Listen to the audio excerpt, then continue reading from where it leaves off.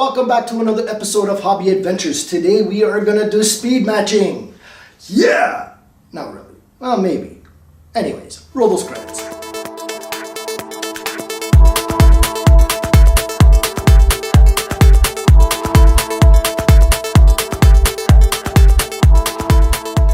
For you guys out there that are struggling to understand speed matching, I'm hoping I can help you guys out. Alright, for speed matching, there are a couple of ways that we can go about doing this. One of them is using a computer program, either Lock Programmer or a lot of the guys out there, they use the JMRI program. I have the Lock Programmer, but I'm not going to go that way because this one, like you can set every step, one through whatever you're using, a 28 step or 128 step. You can set each step on the speed that you want. That takes a lot of time, but it's also very precise. The other way that you can do is basically taking three values and setting those to your speed. In this video, I'm going to be using the ECoS2 speedometer, so that way I have prototypical speeds. Well, at least try to anyways. But for you guys that don't have that out there, you know what? You can do it by eye. You're going to take your one engine, set your max speed, to whatever speed you want. Then you're going to set your mid speed, and then you're going to set your starting speed. Once you set that first train up, then what you can do is you can use that as a benchmark for your other trains. So you're going to set your other trains to the speed for the first one. Alright, so the three CVs that we're going to be working on today are going to be CV2, which is for the voltage start. Alright. The next one is going to be CV5. That's going to be mid speed. And then the last one that we're going to be working on is going to be CV6. And that's going to be for max speed or max voltage. Let's head up onto the track and let's get things going.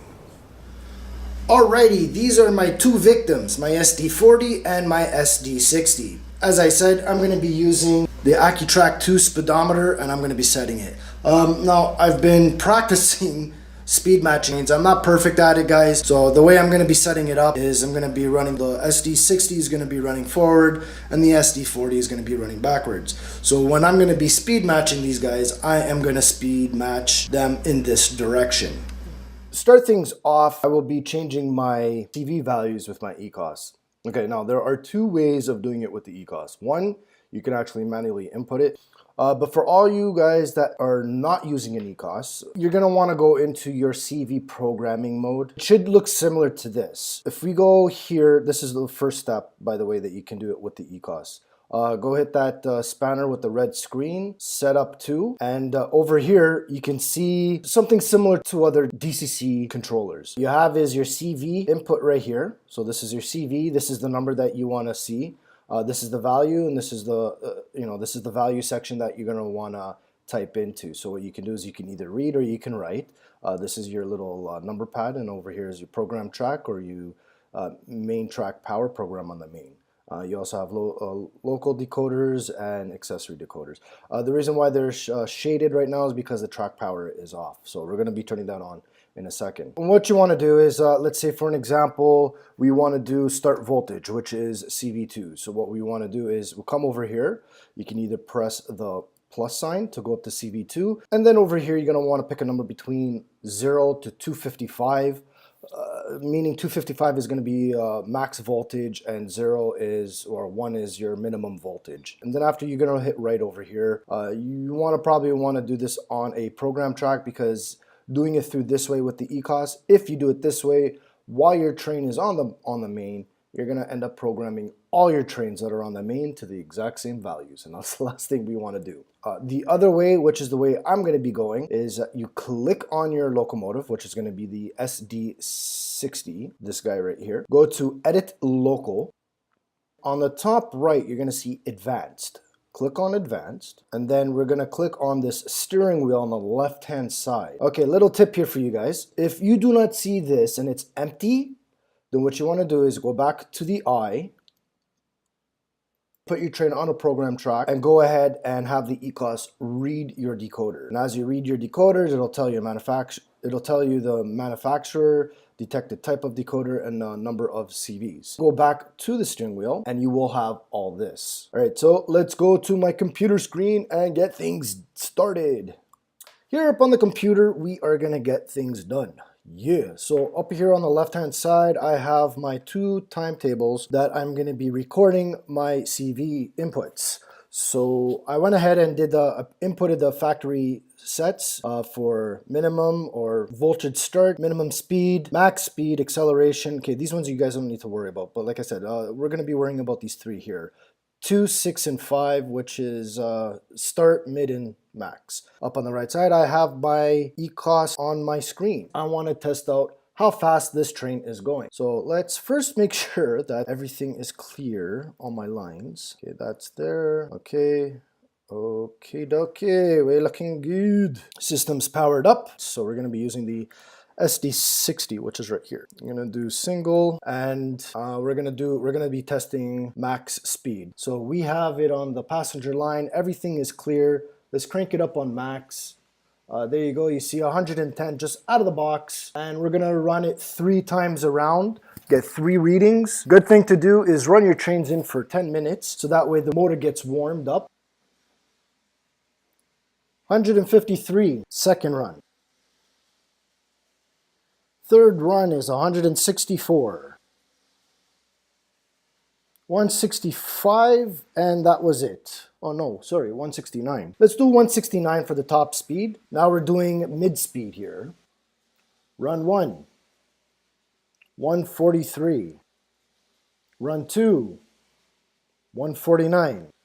And run 3, 146. All right, so we're gonna type in 145 kilometers per hour. Speed step 2 is at 3.5. I'm gonna add a column in here so I know what speed step I'm using, or it was tested at. So speed, I usually use 128, but for some reason on my controller it says 126. So this one we tested it at speed step 2, and it gave us a factory speed of 3.5. Was speed step 63, and then this one was 126. I'm liking that at speed step 2 for 3.5 kilometers an hour, so I'm going to keep that the same.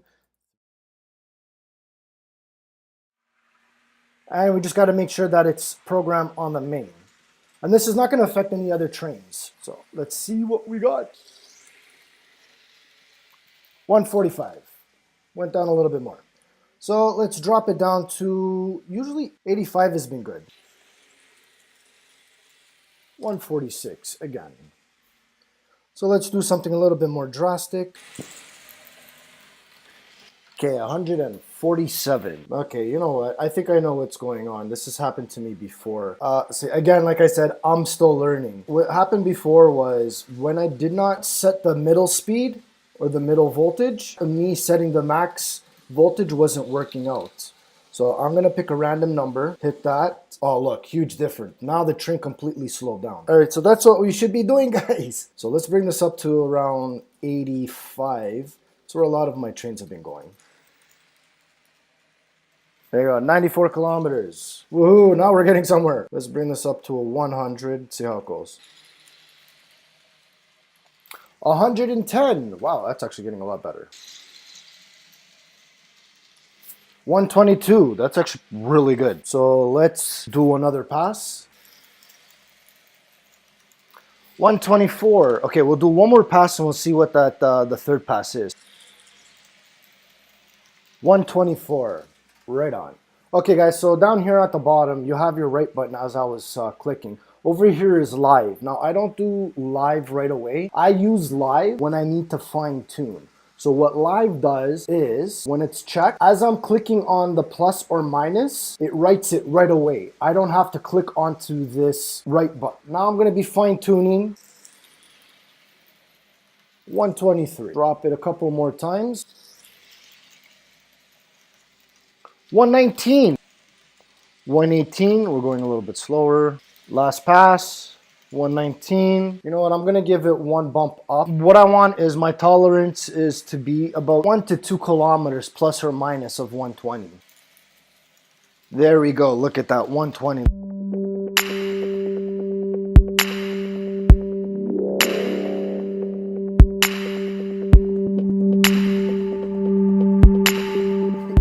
guys, that is it. I know this has been a long video. I've tried to cut out as much as I can to shorten the video, but this is one of those things where it's kind of long process to do. Hope this was informative, guys. Until the next time, keep on modeling.